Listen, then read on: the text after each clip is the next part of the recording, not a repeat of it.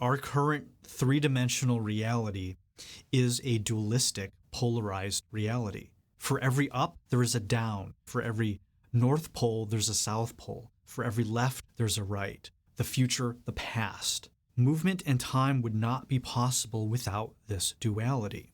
In the East, it's referred to as the yin and yang. It sounds really esoteric, but this has everything to do with masculine and feminine, because that's what it is.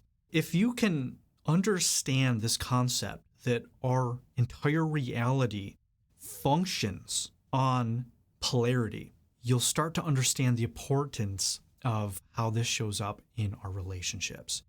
When you start talking about masculine and feminine, there's all these distortions. There's all these stereotypes. Even if you just say man or woman, people are going nuts. When we're talking about masculine and feminine dynamics in a relationship, it's no longer about men versus women. If we get right into men do this and women do this, there's all of this baggage that many cultures bring to it.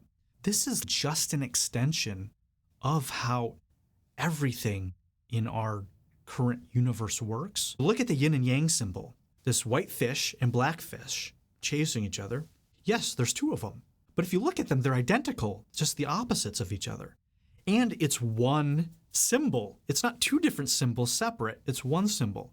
There's so much data in these symbols themselves, these archetypes, that if you know how to perceive them, it has so much wisdom for you. There are masculine and feminine principles. You'll have logic and reason and intuition, creativity.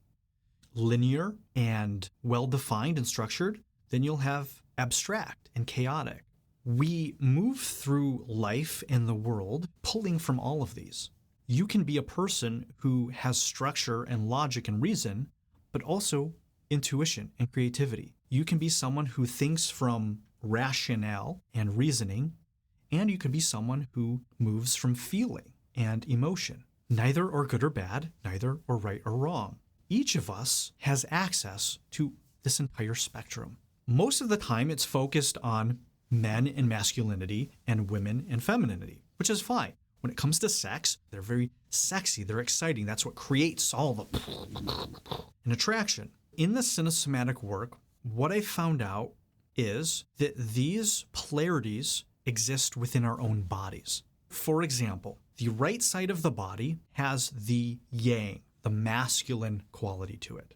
The left is the yin, the feminine. When I have clients come in to do an assessment call and I tell them to move their hands, oftentimes I can see their parents' relationship, dynamic, play through in their hands.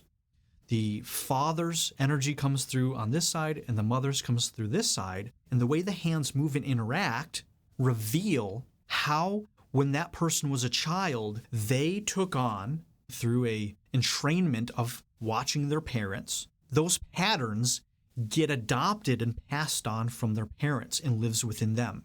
We've all seen the little girl do things that mom and dad did. Oh, she does that same hand movement as her mom, or he walks like his dad walks. That is not an accident. Those are mythologies. Those are archetypical patterns that the children adopt because they're just sponges. Then they go live their life moving from that place in their body.